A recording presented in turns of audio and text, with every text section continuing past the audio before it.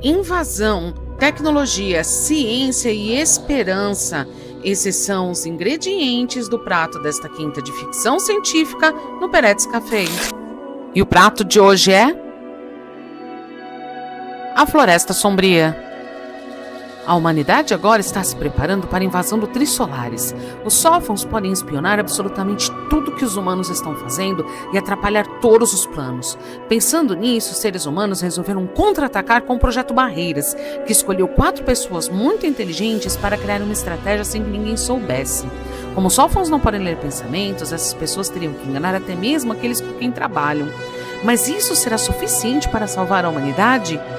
Cixin Liu escreveu essa continuação de forma primorosa. Com muita traição, roubos e planejamentos, vemos como a humanidade se desespera e usa de escapismo quando as coisas ficam realmente perigosas.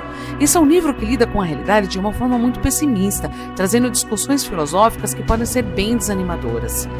Mas nem tudo é escuridão na Floresta Sombria. Ainda podemos, apesar de tudo, ter esperança e criar novas oportunidades. Eu gostei muito desse segundo livro, achei uma leitura incrível.